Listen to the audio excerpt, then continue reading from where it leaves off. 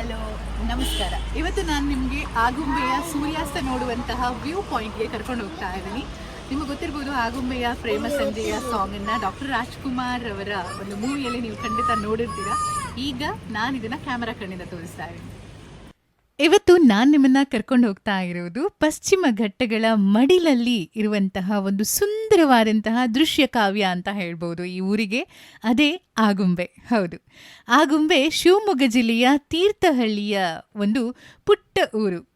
ಈ ಊರು ಎಷ್ಟು ಪ್ರಕೃತಿ ಸೌಂದರ್ಯಕ್ಕೆ ಹೆಸರಾಗಿದೆ ಅಂತಂದ್ರೆ, ಭಾರತದಲ್ಲಿ ಇಲ್ಲಿ ಕಾಣಿಸುವಂತಹ ಅದ್ಭುತವಾದಂತಹ ಸೂರ್ಯಾಸ್ತವನ್ನ ಬೇರೆಲ್ಲೂ ನೋಡೋದಕ್ಕೆ ಸಾಧ್ಯ ಇಲ್ಲ ಅನ್ನೋದು ಇಲ್ಲಿನ ಒಂದು ಪ್ರತೀತಿ.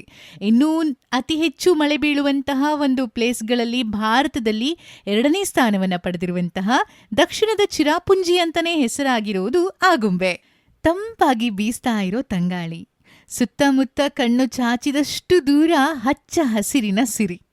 ನಡುವೆ ನಾವು ಸಾಕ್ತಾ ಇದ್ರೆ ದೇವಲೋಕದಲ್ಲೇ ಹೋಗ್ತಾ ಇದ್ದೀವೇನೋ ಅನ್ನುವಂತಹ ಅನುಭವ ಕೊಡುವ ಒಂದು ಅದ್ಭುತ ಪ್ರಪಂಚ. ಇಲ್ಲೆಲ್ಲ ಹೋಗುವಾಗ ವೆಹಿಕಲ್ಗಳಲ್ಲಿ ಹಾಗೇ ಹೊರಗಡೆ ಇರುವಂತಹ ಗಾಳಿಯನ್ನು ಆಸ್ವಾದನೆ ಮಾಡ್ತಾ ಹೋಗಲಿಲ್ಲ ಅಂತಂದರೆ ನಾವೇನೋ ಮಿಸ್ ಮಾಡಿಕೊಂಡ ಹಾಗೆ ಆಗೋದು ಖಂಡಿತ. ಮಳೆಗಾಲದಲ್ಲಂತೂ ಇಲ್ಲಿನ ಸೌಂದರ್ಯ ನೋಡೋದಕ್ಕೆ 2 ಕಣ್ಣು ಸಾಲೋದಿಲ್ಲ. ಕೆಲವೊಮ್ಮೆ ಮೋಡಗಳು ಮುತ್ತಿಕೊಂಡರೆ ನಮಗೆ ಯಾವುದೇ ರೀತಿಯಾದಂತಹ ಒಂದು ವ್ಯೂಗಳನ್ನು ನೋಡೋದಕ್ಕೆ ಸಾಧ್ಯ ಆಗೋದಿಲ್ಲ ಅನ್ನೋದಾದರೂ ಕಾದು ಅದನ್ನು ನೋಡಿಕೊಂಡೇ ಮನೆಗೆ ಹೋಗ್ತೀನಿ ಅಂತಂದ್ರೂ ಅದರಲ್ಲಿ ಯಾವುದೇ ರೀತಿಯಾದಂತಹ ಮೋಸ ಆಗದೇ ಇರುವಂತಹ ಸೌಂದರ್ಯದ ಅನಾವರಣ ಇಲ್ಲಾಗುತ್ತೆ.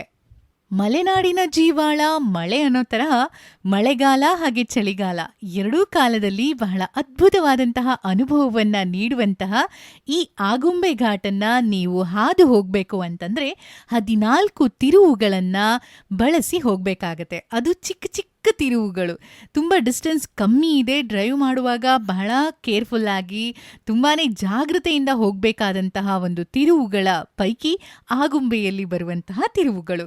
ಹಾಗೆ ಆಗುಂಬೆ ಅಂದ ತಕ್ಷಣ ನಮಗೆ ನೆನಪಾಗುವಂತಹ ಕನ್ನಡದ ಹಾಡು ಡಾಕ್ಟರ್ ರಾಜ್ಕುಮಾರ್ ಅವರ ಆಗುಂಬೆಯ ಪ್ರೇಮ ಸಂಜೆಯ. ಮರೆಯೋದಕ್ಕೆ ಸಾಧ್ಯನೇ ಇಲ್ಲದ ಆ ಲೈನ್ಗಳು ಆಗುಂಬೆಯ ಸೂರ್ಯಾಸ್ತದ ಅಂದವನ್ನ ಹೇಳುತ್ತೆ. ಆಗುಂಬೆಯ ಸೂರ್ಯಾಸ್ತವನ್ನ ನೋಡೋದಕ್ಕೆ ಜಗತ್ತಿನ ಬೇರೆ ಬೇರೆ ಭಾಗಗಳಿಂದ ಜನರೆಲ್ಲ ಬರ್ತಾರೆ. ನೀವು ಕೂಡ ಈಗಾಗಲೇ ಅದನ್ನು ಕಣ್ತುಂಬಿಸಿಕೊಂಡಿದ್ರೆ ಖಂಡಿತ ಅದರ ಸೌಂದರ್ಯ ನಿಮಗೆ ಗೊತ್ತಿರುತ್ತೆ. ನೀವು ಮಂಗಳೂರಿಂದ ಒಂದು 100 ಕಿಲೋಮೀಟರ್, ಉಡುಪಿಯಿಂದ 57 ಕಿಲೋಮೀಟರ್ ದೂರ ಇರುವಂತಹ ಆಗುಂಬೆ ಬೆಟ್ಟವನ್ನ ಹತ್ತೋದಕ್ಕೆ ಶುರು ಮಾಡಬೇಕು ಅಂತಂದ್ರೆ ಸೋಮೇಶ್ವರದಿಂದ ಆರಂಭಿಸಬೇಕು. ಆಗುಂಬೆಯ ವಿಶೇಷತೆಗಳಲ್ಲಿ ಇನ್ನೊಂದು, ಭಾರತದ ಏಕೈಕ ಶಾಶ್ವತ ಹರಿದ್ವರ್ಣವನ ಸಂಶೋಧನಾ ಕೇಂದ್ರ ಆಗುಂಬೆಯಲ್ಲಿದೆ. ಹೆಸರುವಾಸಿ ಉರಗತಜ್ಞ ರೂಮುಲುಸ್ ವಿಟೇಕರ್ ಆಗುಂಬೆಯನ್ನ ಕಾಳಿಂಗ ಸರ್ಪಗಳ ರಾಜಧಾನಿ ಅಂತ ಕರೀತಾರೆ. ಕರ್ನಾಟಕದ ಅತ್ಯಂತ ದಟ್ಟವಾದಂತಹ ಅರಣ್ಯ ಸಿರಿಯನ್ನ ಇಲ್ಲಿ ನೋಡಬಹುದು. ಗಿಡಮೂಲಿಕೆಗಳು, ವಿಶೇಷವಾದಂತಹ ಔಷಧೀಯ ವನ ಇರುವಂತಹ ಇಲ್ಲಿ ಸುಮಾರು 200ರಿಂದ 300 ಅಡಿ ಎತ್ತರದ ಮರಗಳನ್ನ ಕೂಡ ನೀವು ಕಾಣಬಹುದು. ಹಾಗೆ ಇಲ್ಲಿ ಇರುವಂತಹ ಸೌಂದರ್ಯವನ್ನ ಇನ್ನಷ್ಟು ಇಮ್ಮಡಿಗೊಳಿಸಿರೋದು ಇಲ್ಲಿರುವಂತಹ ಕೆಲವು ಜಲಪಾತಗಳು.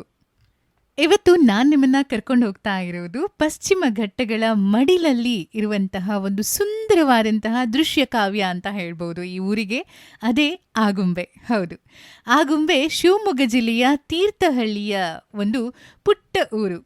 ಈ ಊರು ಎಷ್ಟು ಪ್ರಕೃತಿ ಸೌಂದರ್ಯಕ್ಕೆ ಹೆಸರಾಗಿದೆ ಅಂತಂದ್ರೆ, ಭಾರತದಲ್ಲಿ ಇಲ್ಲಿ ಕಾಣಿಸುವಂತಹ ಅದ್ಭುತವಾದಂತಹ ಸೂರ್ಯಾಸ್ತವನ್ನ ಬೇರೆಲ್ಲೂ ನೋಡೋದಕ್ಕೆ ಸಾಧ್ಯ ಇಲ್ಲ ಅನ್ನೋದು ಇಲ್ಲಿನ ಒಂದು ಪ್ರತೀತಿ.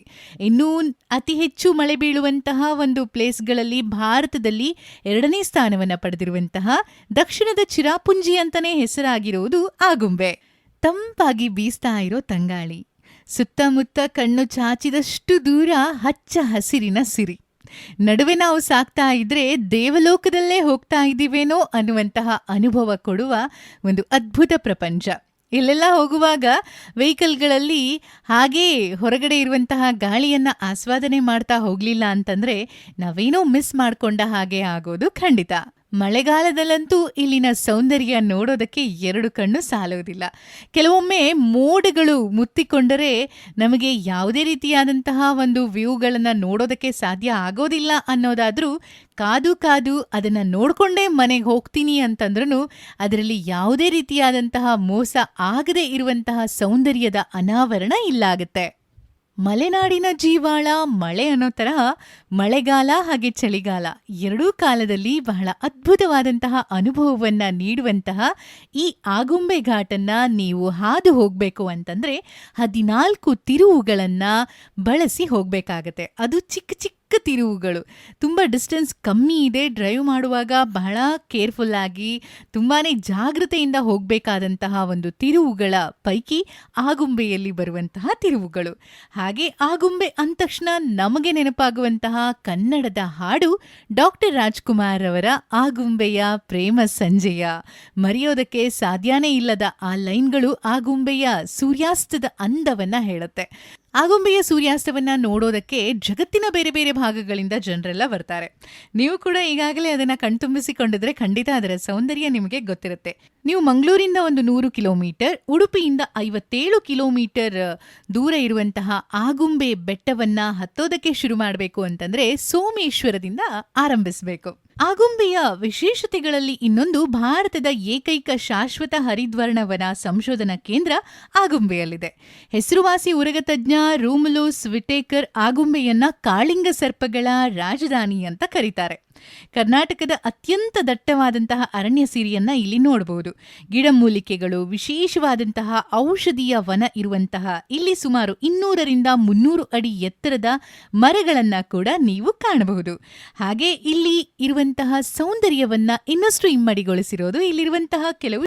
ಒಟ್ಟಾರೆ ಹೇಳೋದಾದ್ರೆ ಆಗುಂಬೆಯ ಸೂರ್ಯಾಸ್ತಕ್ಕೆ, ಆಗುಂಬೆಯ ಸೌಂದರ್ಯಕ್ಕೆ, ಆಗುಂಬೆಯ ಆಹ್ಲಾದಕರವಾದ ಅನುಭವಕ್ಕೆ ಮನಸೋಲದವರೇ ಇಲ್ಲ.